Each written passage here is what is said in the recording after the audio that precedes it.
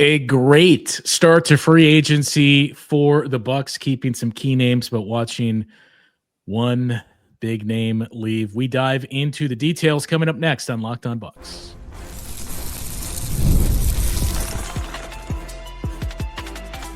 You are Locked On Bucks, your daily Milwaukee Bucks podcast, part of the Locked On Podcast Network, your team every day.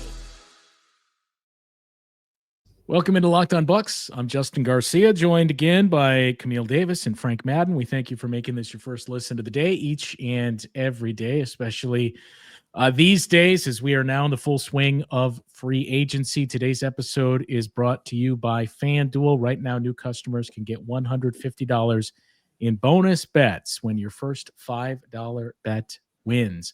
We had the Bobby Portis updates on yesterday's show, and we got a lot more news this afternoon/evening. So I suppose we should start with the only exit so far, and that was Brook Lopez. All of these are tied together, as we'll get to, but Brook Lopez moves on. And I think the big surprise there, not seeing Brook Lopez leave, I think all three of us are pretty staunch supporters of Brook Lopez, but you kind of got the sense he was moving on. The big surprise was when you heard Brook Lopez leaves and goes to Los Angeles, and it wasn't Lakers that followed that, it's the Clippers. Yeah, I definitely thought it was going to be the Lakers, but when I saw the Clippers, I was like, that actually makes a little bit more sense to me than the Lakers would have. Like, Brook Lopez at this point in his career, and as he's going to the Clippers, projected to be a backup center for this team, which I think is a good role for him, playing 15, maybe 20 minutes a night. Plus, the Clippers just have better point of attack defenders as well. And we know if you're playing Brook Lopez in the drop coverage, the point of attack defenders are very, very important. So to be able to have stronger point of attack defenders, being a backup big at this point in his career, I think it's a good landing spot for Brook Lopez, and he gives the Clippers a different element with the ability to stretch the floor in addition to the rim protection when he doesn't get drug out to the perimeter to defend in space. So all in all, I like that move for the Clippers. I like that for Brook Lopez, and it's bittersweet to see him go because of all that he was to the Bucks and that championship team, an Iron Man for this team outside of the 1 year he had the back injury where he missed most of the year after winning the championship. But Brook Lopez is stamped in my book, and it was fun watching him here, and I wish him the best in LA with the Clippers. Yeah, I mean, one of the most likable, players I think the Bucks have had in my lifetime, just the combination of, kind of knowing the quality of the person that he was off the floor, what you also saw of his personality on the floor. Like I think you could tell the type of person he was on the floor most of the time. And then the rare times where he didn't act like the Brook Lopez we know and love, it kind of almost made him more likable because he had like those few times where he got really mad and angry, and whether it was, Trey Lyles bumping Giannis and Brook like going crazy, or ironically, Trent Jr., who we'll talk about in a moment, when Gary Trent was on the Raptors. I think that was the first time that Brook was ever ejected from a game. Robin, many more ejections than Brook, was when Gary had his dust up with Gary and he took his headband or whatever he did.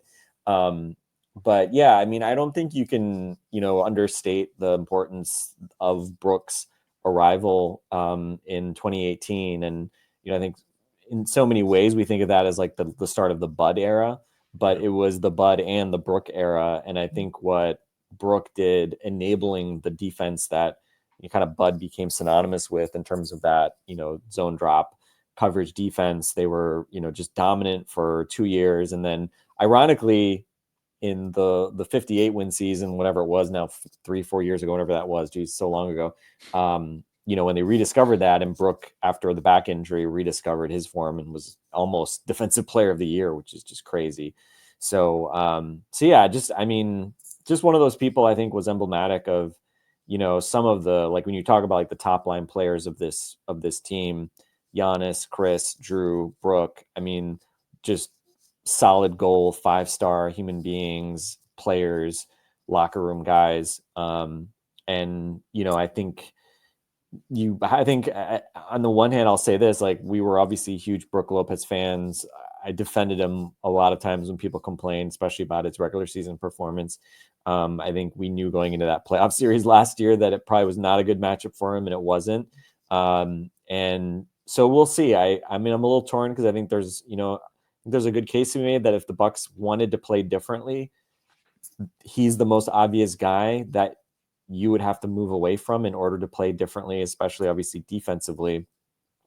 Whether that means playing better to TBD, we'll talk about the Bucks' need for a replacement, which as of 11:01 Central Time here on Monday night, the Bucks still have a very glaring hole on their roster in terms of Brook's shoes that will need to be filled. So they have some options, but it'll be very difficult to replace his productivity really on both ends, and I think probably the offensive floor stretching and kind of his like multi-dimensional, like, the high-low chemistry he had with Giannis, that little 15-foot push shot that he was so comfortable with, the touch he had, which was remarkable for a man of his size. I mean, you don't just go to the minimum bin and find another guy that can do what Brook Lopez does. But I think this does allow them and really forces them, I think, to turn the page. And, we'll see what happens with Jericho Sims. I think we all would like to see Jericho Sims brought back. Hopefully there's a big who comes back who's, younger, more mobile than Brook was. Maybe that does allow you to play a more aggressive defensive style that can hopefully be a bit more malleable, a bit more modern. But, again, this isn't a day about sort of celebrating like the good that comes from breaking with Brook. I think this is a day about celebrating kind of the historic greatness that we saw with him on the team. And I think we mentioned it the other night, I think there's a really good chance Brook Lopez is number 11 at some point, hangs in the rafters. And I mean, he deserve it. He's a guy I'm going to root for no matter where he goes. A bit surprised by the Clippers. I don't know if that's the best use of their precious cap dollars to sign another kind of big drop center. But perhaps they were thinking like, we just want as many dudes as possible. We can put one-on-one with Jokic. And maybe that's kind of what the thinking was. So we'll see. But, I think it's interesting to ponder and what might have been if Brook goes into the role that he's going to have next year in LA, if he had come back to Milwaukee for a similar dollar value and been a backup to Bobby Portis, what would that have meant for the Bucks? Could that have been a better solution? Fewer minutes, etc. We talked a lot about him probably needing to play fewer minutes, and it just seemed to be played more and more over the years. So we'll see. I mean, I don't think this is, gonna magically turn anything over for the Bucks, but yeah, just a big shout out, day of appreciation for Brook and what he meant to this franchise, champion forever. And I hope we see the little dinosaur. I hope it's still on the scores table next year. But we'll have to see. Yeah. Quite a run, those 7 years, the championship. And as you mentioned too, Frank, I mean, I don't know if anybody outside of Giannis was as instrumental on the floor than Brook Lopez in the culture and everything else that this group ushered in, because it only works with that type of stretch big. So he made a tremendous impact. He will certainly be missed. And I think the interesting thing to leave us with as we pivot towards who is retained here is what you brought up, in that the $1 million question and the piece that comes out eventually at some point this summer is, which party decided it's time to move on, or was it beneficial? Because especially with these deals that we'll get to here coming up next, the Bucks had a path to retain Brook Lopez for the exact same contract that he got from the Clippers. So was it the Bucks recognizing it's time to play differently and we got to move on? Was it Brook Lopez saying, I'd rather be out in California and have this opportunity with the Clippers, or a mixture of the two? That's going to be one of the more interesting things to wait and get an answer on this summer. But we mentioned that's the one name, at least so far, that is left. But there's a whole lot coming back, and quite frankly, at surprising levels. So we'll dig through those updates coming up next. Time to talk to you about our friends at FanDuel. It's summertime, meaning sports are in full swing. Whether you're all about baseball under the lights, golf on the green, or high-stakes soccer action, FanDuel is the best way to make every game more exciting. You're already following this action, so why not make it a little more thrilling? With FanDuel, you can get in on the game while your friends are getting sunburned at the beach. It's easy to use the app. You get paid out fast and even makes regular season games feel like must-watch events. Whether you're watching a same-game parlay or watching a bet ride into the ninth inning, FanDuel makes it feel like you're a part of the action. If you're new to FanDuel, new customers can bet just $5 and get $150 in bonus bets if your first bet wins. Open the FanDuel app today and visit FanDuel.com to get started. So, Bobby Portis re-signed yesterday, or the announcement he intends to on the eve of free agency. And the other names that we discussed the most here in this lead-up were Gary Trent Jr. and Kevin Porter Jr. The first domino to fall was Kevin Porter Jr., and I think as soon as we saw the contract, everybody kind of looked at it and said, okay, is that part of the mid-level, or that figure could actually be the biannual? It's 2 years, $11 million. And as we learned, it is the biannual exception. So that that non-tax mid-level is still open. While we were waiting on the answer for Gary Trent Jr., we see Taurean Prince resigns. And it was a name that we talked about at one point, a week or so ago, and saying, look, he's kind of been forgotten, but I think there's a lot of value to bring him back as a regular season piece and give you some more depth, and you get that on a 1+1. And then the most shocking piece coming, at least to date, about an hour, 2 hours ago, as we record this on Monday night, Gary Trent Jr. does in fact re-sign with the Bucks on a 1+1, but it is none of the mid-level that the Bucks had to dip into. It is just the 120% raise, meaning you got the 3, I suppose, when you say Bobby and needing to keep it big. The 3 most important pieces to retain are there, and 2 of them very, very cheap, that you still have one major asset left to play. Gary Trent Jr., the gift that keeps on giving. Last year, he signs late in free agency for the vet men. We were very excited about that signing. And then here he is again signing for an amount that comes in far lower than what we were projecting. And for the Bucks to be able to do that without touching the MLE, which I'm throw this to Frank as our resident cap expert, that is just impressive GMing right there, where I did not see it unfolding this way, for the Bucks to be able to bring back Gary Trent Jr. and Kevin Porter Jr. without them touching the MLE at all. Now, the Taurean Prince part of it, we can continue to talk about his return, but I just finished doing Locked on NBA, and I made a joke of the Bucks are ready to play different. And Nick was like, same guys you're bringing back. How is this different? And it's like, one, you're trusting in Doc to pull the right levers, which I know that there are some people who don't have as much confidence in that. But Brook Lopez not being there is a big indicator that something's going to be different for this team. But having Kevin Porter Jr. and Gary Trent Jr. in particular, those 2 guards, 2 guys who, when we saw last season, it worked around the idea of playing through Giannis as the main initiator. That's why they were so important to bring back, because, hey, little proof of concept here. We see that this can work if we're going in this direction. So super thrilled to have them back, and to not touch the MLE. What a deal. What a deal. Yeah, I mean, and I think you need to sort of view the Taurean Prince and Gary Trent deals as sort of a package. Everyone. Is there one more name? Everyone, and Chris Livingston, they're all represented by Rich Paul of Clutch.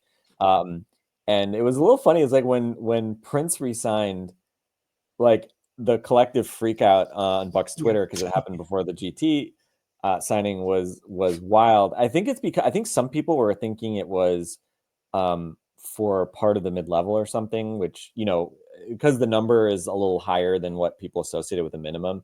I can understand why people didn't immediately think oh, they're using, non-bird rights or another minimum to do this.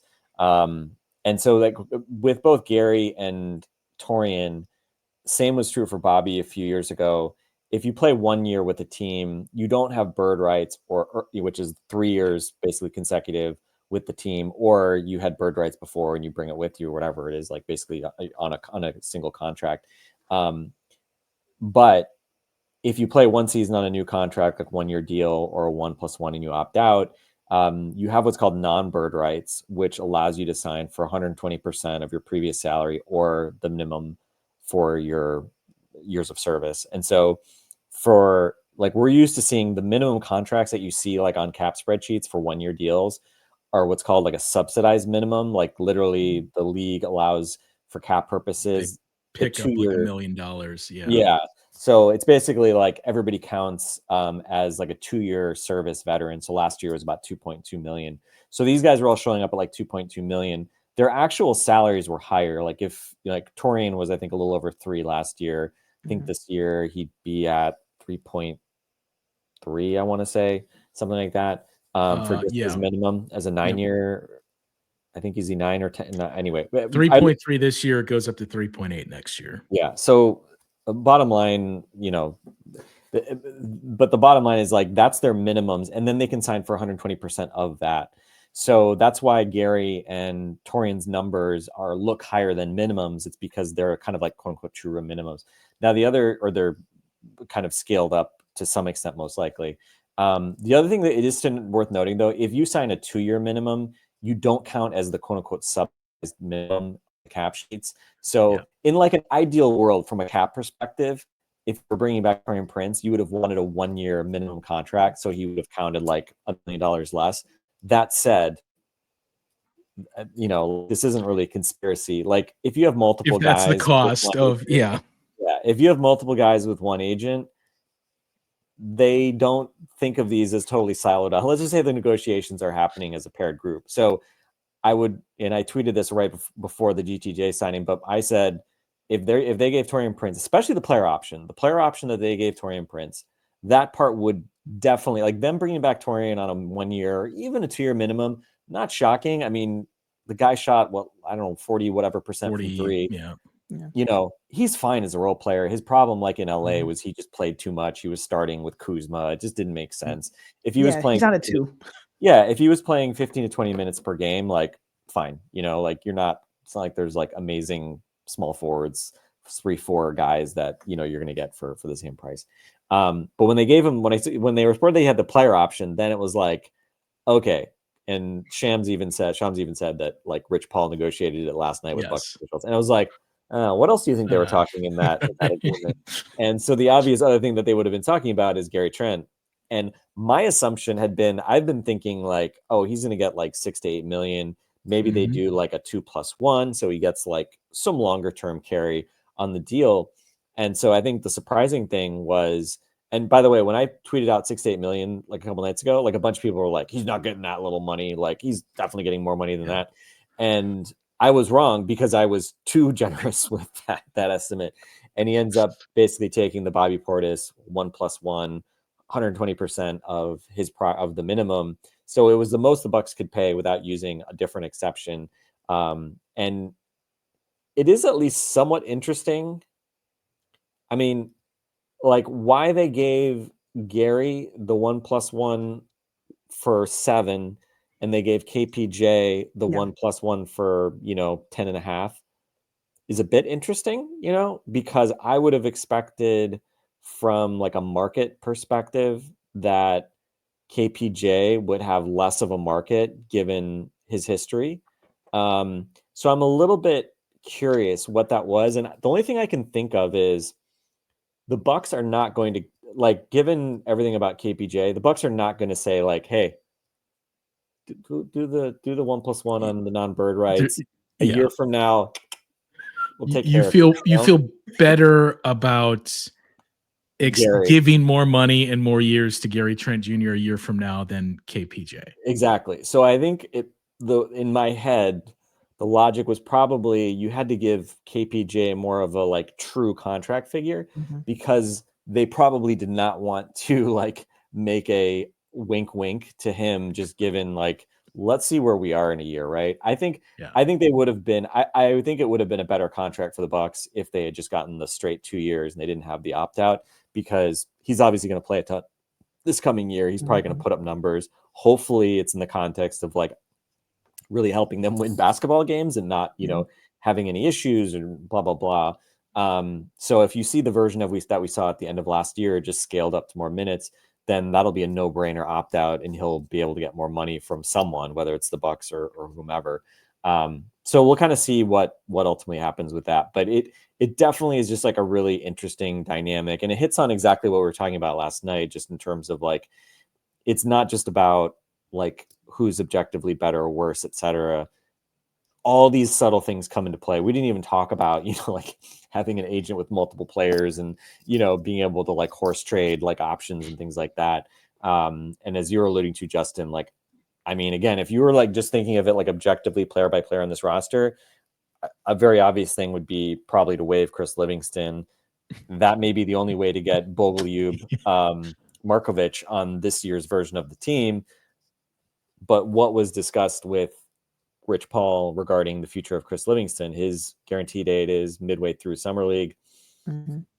I would certainly guess the likelihood of Chris sticking around for at least one more year is higher, based on what we just saw with Gary and the deal that he signed. And, again, like maintaining goodwill with a power agent, not a bad thing. So we'll see if that's the kind of price they pay.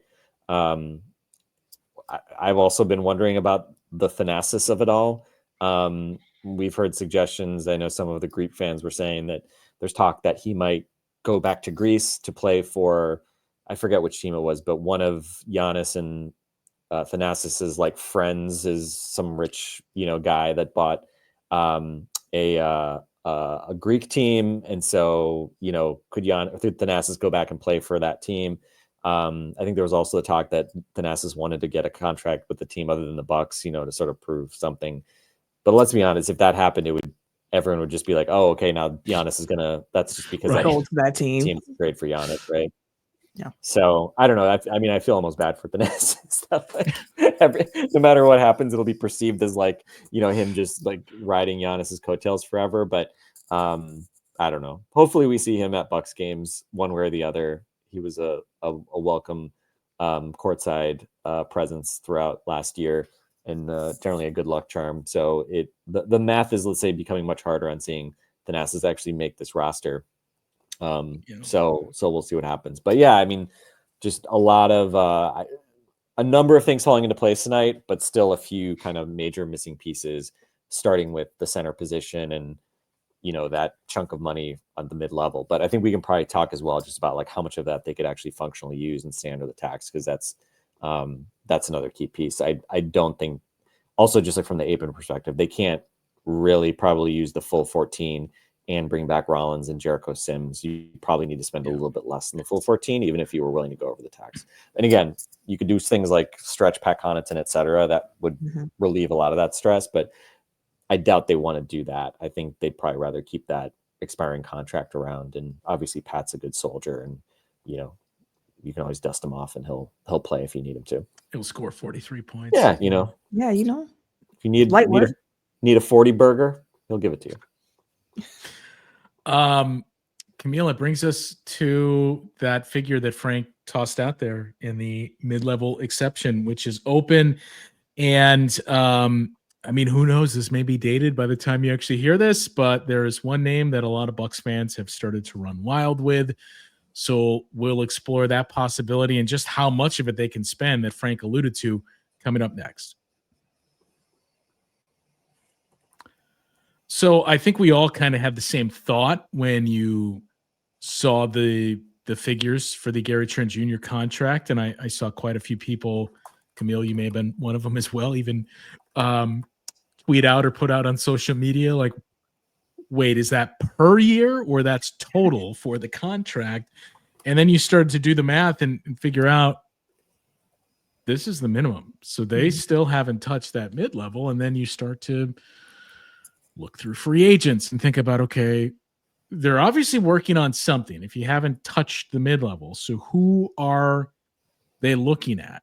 I think the most logical position would be a big with the absence of Brook Lopez. And, we heard a couple of names of the Bucks maybe kicking the tires on or potentially being interested in. Gerson Yabusele was one of those at one point. A lot of teams interested in him. Doesn't sound like that's a possibility. I saw one report that the Bucks are maybe cooling off on him, and I think he's still linked to the Spurs, even though they added Luke Cornett. And a lot of Luke Cornett. A lot of Luke Cornett. Al Horford came up earlier. Luke. I forget who had that, but it just never made any sense because this doesn't seem like the team Al Horford would go to.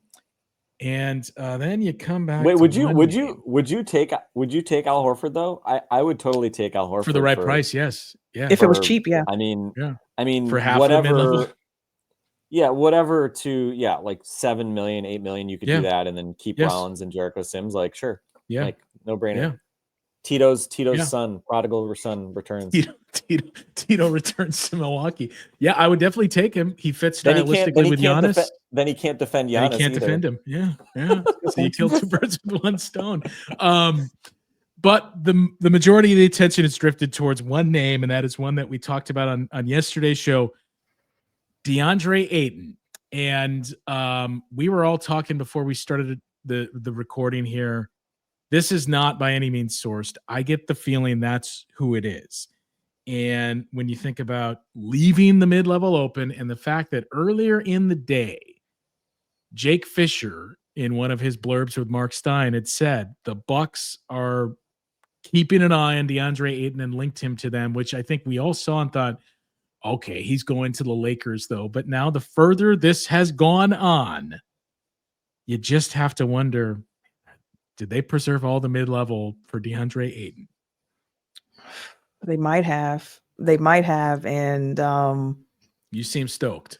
I one of my athlete red flags is just guys who don't have a consistent motor. Like, that's for me on my personal list of like what I look for in athletes and players. Like, the effort has to be there. And there have been reports, and you can see it too, just with Ayton's play. There are some nights where he's after, and there's other nights where he's lollygagging. And then you hear reports coming out as well about when he was in Portland, he's tardy to practices, he's late for team flights, he's skipping rehab appointments, he's slamming chairs when he's taken out of the game. He's just doing these things and having reported tantrums in the locker room where it's like, man, the attitude around the player, it feels like a headache. And of course, guys can get in different situations and they can change, so on and so forth. But when you've been in two different stops and a lot of the complaints are the same, maybe the difference in contract would be a changer for him, outgoing from him calling himself dominating, and being like, I'm the max guy. Maybe now that he's been bought out, maybe that does humble him in a certain way to reignite a fire with him. But yeah, for me, it's always tough for me with guys who have those type of concerns when it comes to what they give you on the court night in and night out. It was sort of funny. I saw Anthony Irwin from, I don't know what, actually, Lakers Twitter. Anthony's all over Lakers Twitter. I can't remember exactly what all he's from right now. But I think he tweeted something like it was like something kind of like expressing like concern that the Bucks can offer twice what the Lakers can. And I don't know if that means the Lakers can offer 7 or if he was using a smaller number. But when I read that, I was just like, you can have him. I was like, you can have him. Like, go ahead, Lakers. You can take DeAndre. And yeah, it's sort of funny. And we were joking before the pod about how like, and we need to talk at some point about like ESPN's like performative Giannis discussion tonight during their free agent special. It was like just like priceless ESPN stuff. But I feel like signing Ayton would like help the narrative with the like ESPN crowd of like, because it's did they do enough? Name. Yeah, or just like, oh, that's a big a big splash, whatever. But if we kind of just and look, is there some upside scenario where Ayton motivated and like is playing with Giannis and generally like being in maybe like a better atmosphere, Doc Rivers being a veteran coach who's managed a lot of different types of personalities. Like, is there a version of this where you could maximize him and get like, a really good season out of him? Like, yeah, I'm sure there is. He's had at least a couple years. I think actually I want to say the year after the finals run was actually like his best year. He put up really good advanced metrics, and the Suns were great when he was on the floor with them and all that. And that's why I think it was after that year that he got the huge contract, ironically from the Indiana Pacers, in one of those weird sliding doors things. So yeah, is there some version, like, is part of this, like, is there an argument that you do it because you're the Bucks, you should be desperate because you're at such a talent deficit?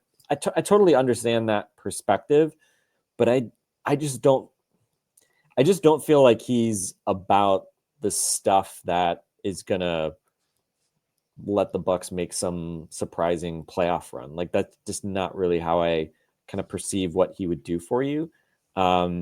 And I say that knowing that there are not a bunch of great options otherwise for the Bucks from a big man perspective, right? It's, like, you've got non-centers like Yabusele or Larry Nance who are like, 6'8", maybe Larry Nance is 6'7", depending on where you look.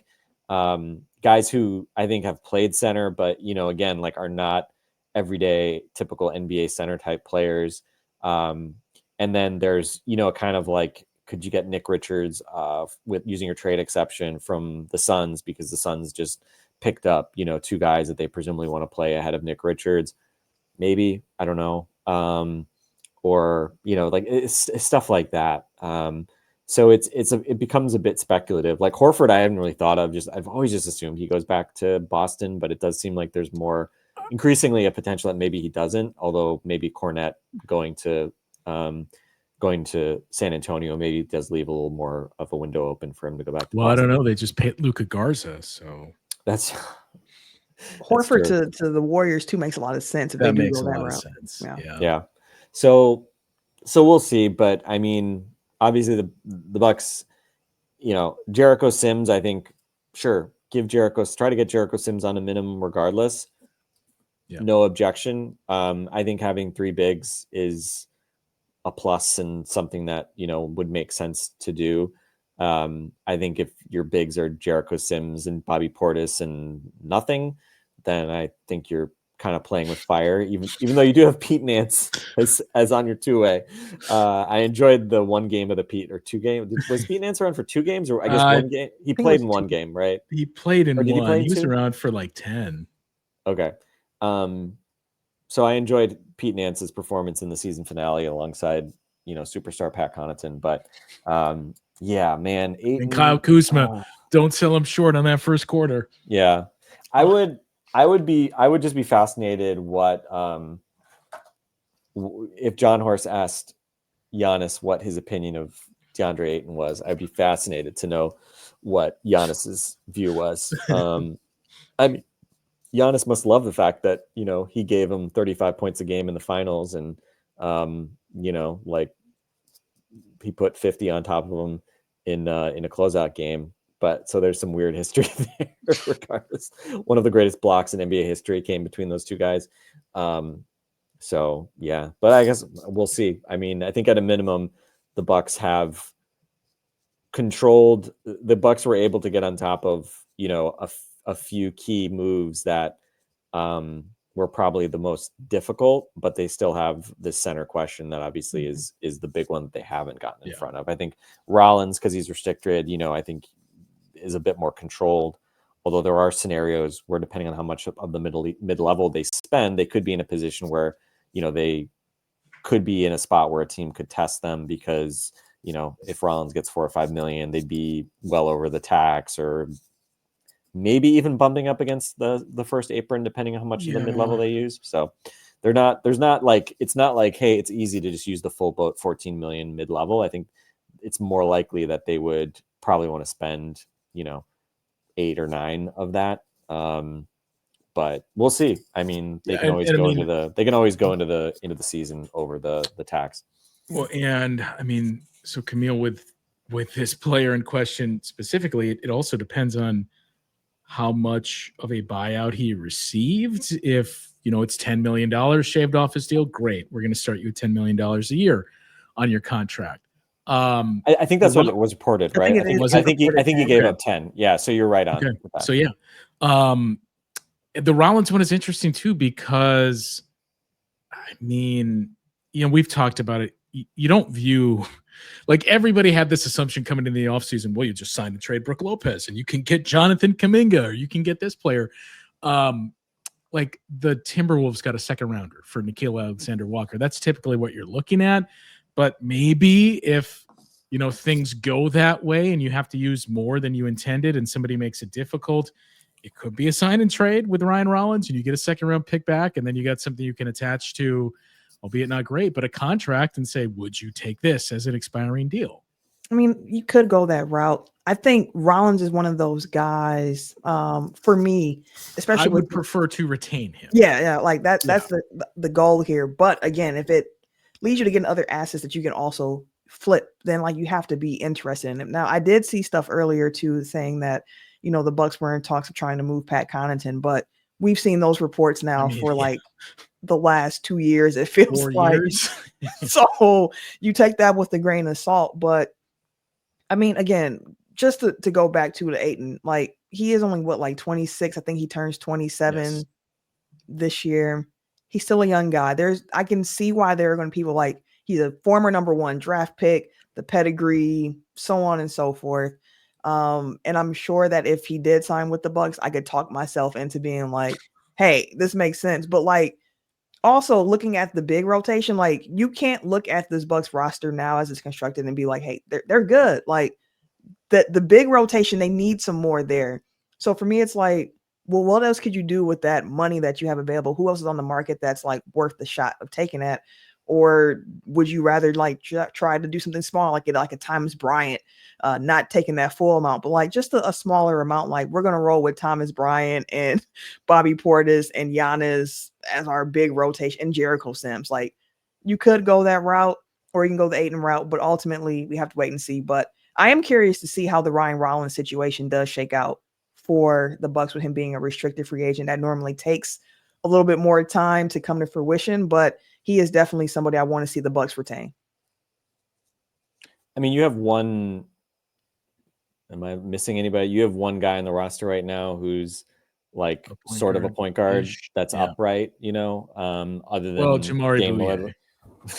Well, and Mark Sears. Sears. Okay, if we're talking about two-way guys, but as far as like NBA contracts, it's KPJ, and a lot of people would not look at KPJ and even potentially even call him a point guard. Although I think for the Bucks, he's a point guard. Well, I mean, technically, Giannis, but you still need players to play the position. Yeah, you need somebody who can dribble the ball up and down the floor, can run some pick and roll, and most importantly, probably defend the other team's point guard. And so that's obviously where keeping KPJ and Rollins, I think, is really important, because if you don't retain Rollins, then you have to find another guy in that kind of vein that you would want to bring back. And we talked about some of the guys that you could potentially look at as the players that could kind of fit that mold. And Dennis Schroeder went for way more. Did he get full mid-level? Did I understand that correctly? Or he was going to get something on that order from Sacramento? I thought he was getting the full mid-level, but I can't recall. Which, I mean, it kind of figures that Toronto's paying that, or Sacramento's paying that, because it's the Kings, right? Like everybody else is getting value, and the Kings are stay Kings, full mid-level to Dennis Schroeder. And like I think Tyus Jones signed for $7 million. Trey Jones, I think, got $8 million a year, which it's a little weird. Like, it's kind of a little weird to me that Trey Jones is getting more money than Tyus Jones. Like, I thought that was clearly Tyus was better. I think it's situation for the two of them where going to Orlando, where it's like contender, I'll take a little bit of a hit, and not having a good year in Phoenix the year before. Right. And Trey going to the Bulls, who are dumb. Yeah. So anyway, it'd be interesting. But yeah, so if you're not being back, Rollins is like, who's your ball handler? I mean, I think you normally want to have 3 point guards on your roster. Yes. And the Bucks, like previously, the Bucks kind of cut it short, and thought was like, well, you've got Giannis and Chris Middleton. Mhm. Now you do not have Chris Middleton. Kyle Kuzma is not going to be, facilitating your offense now that Chris is gone. So they definitely feel like they're a bit short on shot creation. But again, like there's still, I think, a lot of different things they could do. And I do think, I will say, I think the Connaughton noise that was coming around, I think is a little bit fundamentally different this time around, because this is the first time that he's truly an expiring contract. Yeah. And on the one hand, like, it's not like, okay, this isn't, like 2014 or something when expiring contracts were considered like valuable unto themselves. But obviously money is much tighter now than it was a few years ago in terms of how people are perceiving, spending and the implications of being, having a high payroll. So I think, is there some version of the world where you could trade him for a guy on multiple years and the other team is just basically like, some guys maybe is a little bit better than Pat Connaughton, but he's got 2-3 years left and Pat Connaughton has 1. So we're just trying to like clear money and blah, blah, blah. Like that could be the case. Like Eric and I were brainstorming. He mentioned Jalen Smith with the Bulls, who makes pretty much exactly what Pat does. And I looked and I was like, like, I'm not saying Jalen Smith is great or anything like that, but he can shoot a little bit at least, and he's got per minute productivity stats that I want to say are actually like pretty close to Deandre Ayton's per minute. I'm not saying he's actually good. I mean, like Thomas Bryant is another guy like that who just sort of like puts up stats, but like not really sure if he's helping you win basketball games. So we'll have to see. But yeah, I mean, hopefully the Bucks can make a splash to impress Giannis as he monitors the situation very closely. Just sitting in Greece, staying up all night, watching the TV, keeping Twitter refreshed, trying to make sure that the Bucks are doing everything they can to possibly impress him. I guess as we wrap here, it does, and we heard they're going to be pretty active, and it's like we've talked about the lead up to this, the things that they have available to them. Not that they're in a great spot cap wise, because it is still miraculous that you're able to get those deals done and keep those guys without using your mid-level, but they had those things afforded to them because of the Kuzma trade to get under that second apron. We mentioned other things like trades, and granted, you just have that one asset of the 2031 first rounder, although you could do a pick swap in 2032 as well. We saw one of the names that we had kicked around quite a bit, Cam Johnson, traded. What do you think there's a greater chance of happening here in these next couple of days? The Bucks making some type of trade or using more than, let's say, $10 million in that mid-level exception? I think I'd go making a trade off of my gut here of just between those two, because it's like who on the market is going to command that more than 10 for them that fits what they're looking for. I mean, honestly, too, if the debate is Lakers only have $8.2 million, yeah, or it's like $8.1 million to offer DeAndre Ayton, then cool, we'll give you $8.2 million. Yeah, I think I would go with the trade. Yeah, I feel like they're probably looking for a trade, and they don't have a ton of flexibility. They just don't have a lot to attach. Whether it's kind of the core salary in the first place, it's pretty much Kuz at whatever he's at, 22, 23, or Pat who's at 9, and obviously both guys, like, you're not trading for them because you think they're going to make a difference on your roster so much as like you may just see again like some sort of savings action with Kuz, right? Like he's got 2 years. Is there some higher number, right? And I think like we heard again, like the Bucks may be connected with like Wiggins, who makes more money than Kuzma. I think you could pretty much salary match those guys by attaching like a Livingston or somebody like that. So is there some version of the world? Think again. Well, I don't know. Maybe he wants to be in Miami. Yeah.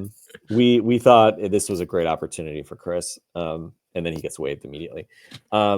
But and then the Bucks couldn't re-sign him because they traded him and they got waived. So yeah, like maybe there's some version. I feel like John Horst is probably trying to see what he can do in that regard. I think I would be very surprised if they, as we've been saying, I'd be very surprised at this point if they put the 2031 into play.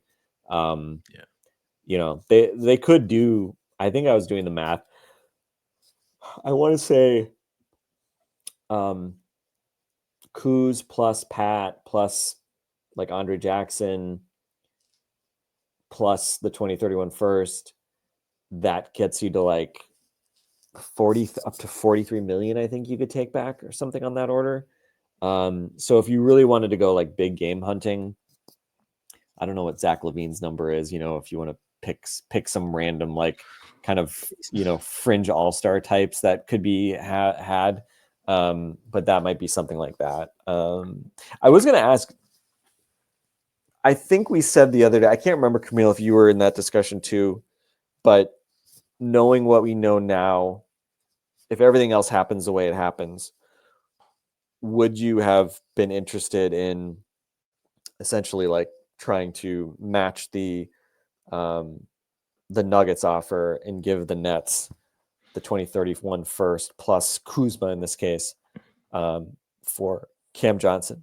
How interested would you have been in that type of move? I think so. When I first heard this, like a month or so ago, I was like, I'm kind of interested in this. But as I thought a bit more about it, you'd really be slotting Cam to kind of come in and be like your second option, maybe your third.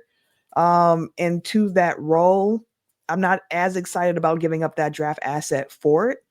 But in a situation like with Denver, where you're trading him into a slot where he's going to be slotted behind Jokic and Murray and probably Gordon as well, like the pecking order makes a lot more sense to me for Denver than it does in Milwaukee, with Giannis being your main guy and still looking for that second guy. So unless you count like Gary Trent Jr., like, well, he's over him. But regardless, like the role will be a little bit different, I think, in Milwaukee. So I don't think that would be the missing piece for the Bucks to do it. Whereas for the Nuggets, that's a team that took the Thunder 7 games and they were banged up by the end of it. I can see them being like, for us, like we're close.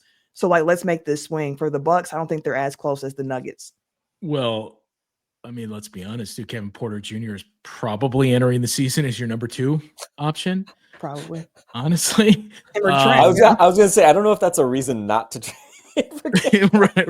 No. like Kuz is either your second or third option, which, you know, I think I think Camille, you're getting at the fact that like you put the 2031 in play when you feel like you're close to having, this will push us over the top. Yeah, and I think as long as Dame's in street clothes, like there's no version of this team that is going to be close to anything. And I think that's like what fundamentally like the whole conversation on ESPN about Giannis today, it's just like, why are we even acting like there's some trade that while Dame is out that is gonna like make this team like contend for something? I mean, maybe I'm just not thinking creatively enough. But like I think they had about as like productive the a trade first day as they were gonna have. Yeah, I mean, the trade that could make you contend includes Dame, and who at this point is going to trade for a guy that's not going to play at least 80% of this season, maybe all of it. And then when he does come back, you don't know what he's going to look like. Yeah. So, yeah, I mean, that's the thing too, we've seen so much discourse surrounding things like the Bobby Portis extension and like, well, if we're still just running the same group back, how does that make you better? Like, well, I thought we already aligned on this is a gap year of sorts for a team that has lost in the first round 3 years in a row. So we do need to level set the expectations here of there is likely no move the Bucks are going to make that all of a sudden, whoa, this is a top 3 or 2 team in the Eastern Conference. So let's operate with that assumption. To answer your question about the trade, I said I don't trade that thing for just like a number 3 in your team or something and just a role player type guy. It has to be an impact player.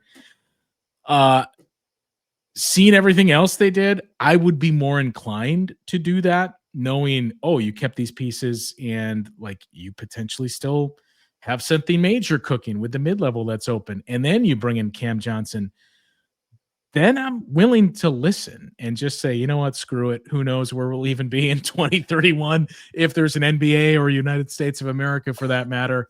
Then I'm Plus, willing. in a year you can trade the 2033. So Yeah, you know, like just get right back after it. Just keep pushing it down the line. we're a bad credit country, Justin. Like, just take out another credit card. You know, like it's gonna be fine. Do we just print more cap money? Exactly, print more Why cap can't money. we just do that for the second apron teams? So yeah, I guess I would think more about it with the makeup of this group, but I still just, I don't know, like that. I think that's the ceiling of the type of trade that they could pull off with a guy where we're debating, like, is he really good enough as your number 2 scorer? It would be easier, I think, if he was 25 and not 29. You know, like I think it'd be easier to sort of talk yourself into it.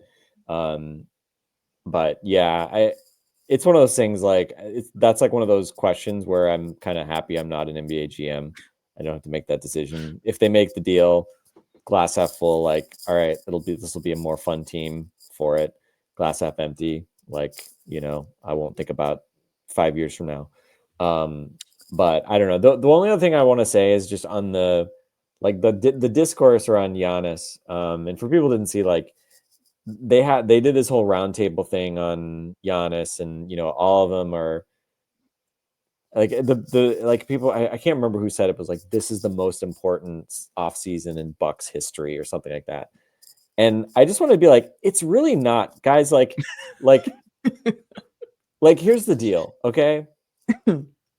If we're gonna be sober and clear-eyed about this, like we're saying, Bucks are not going to contend for anything this year.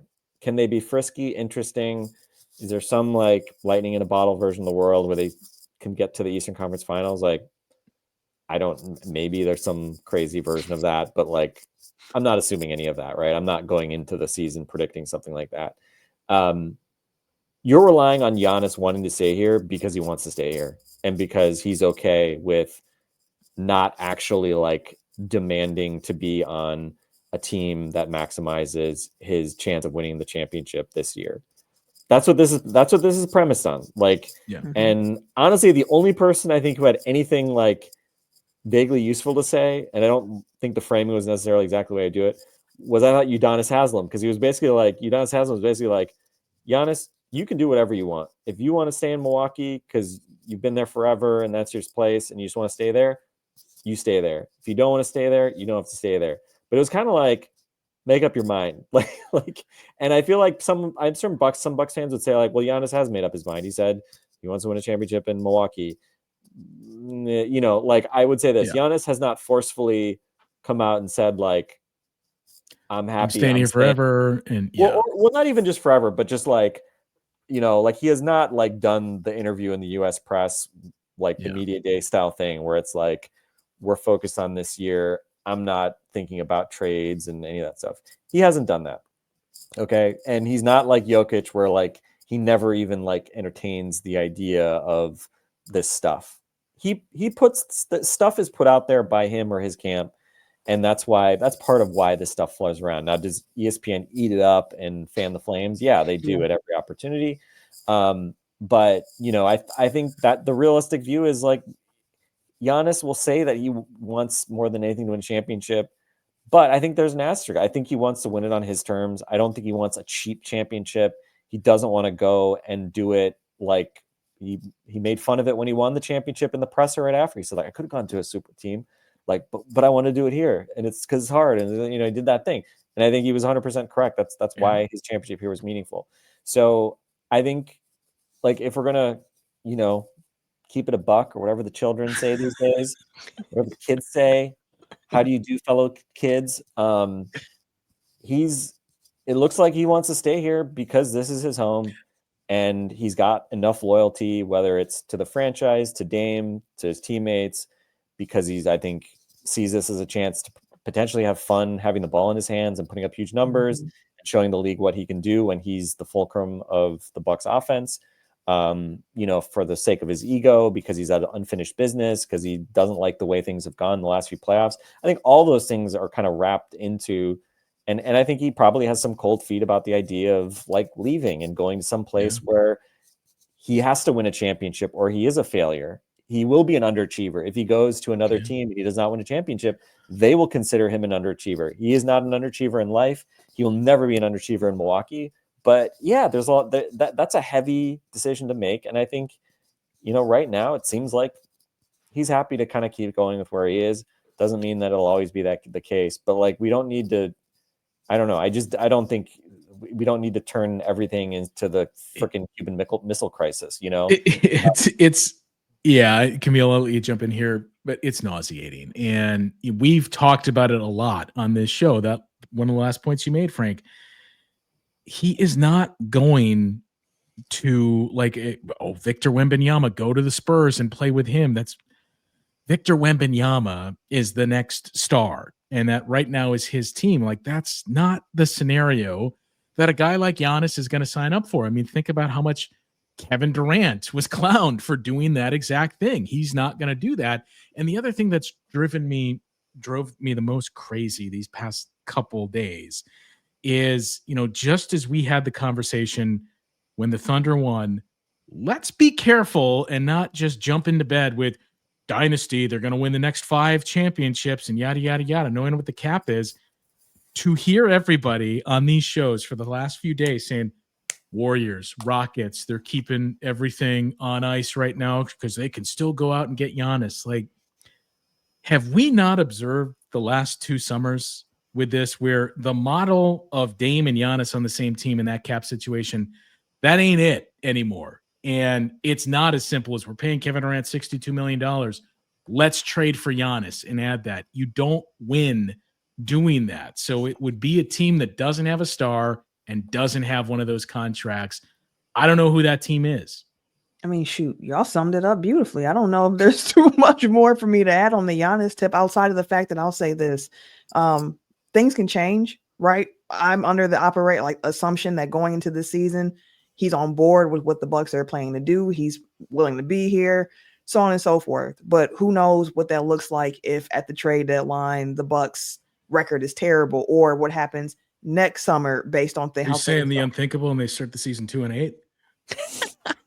Possibly, Nick, or possibly Justin, possibly. But like, things can change. But for right now, like, it seems like he wants to stay. So all the other stuff around it, I just kind of roll my eyes of like, it's not happening now, but I don't look at it as like it could never happen. But for the now, we're talking about a Bucks team that was able to bring back some key guys with indications that this is going to be a change in stylistic play for him going forward. He's here for it. He's on board with it.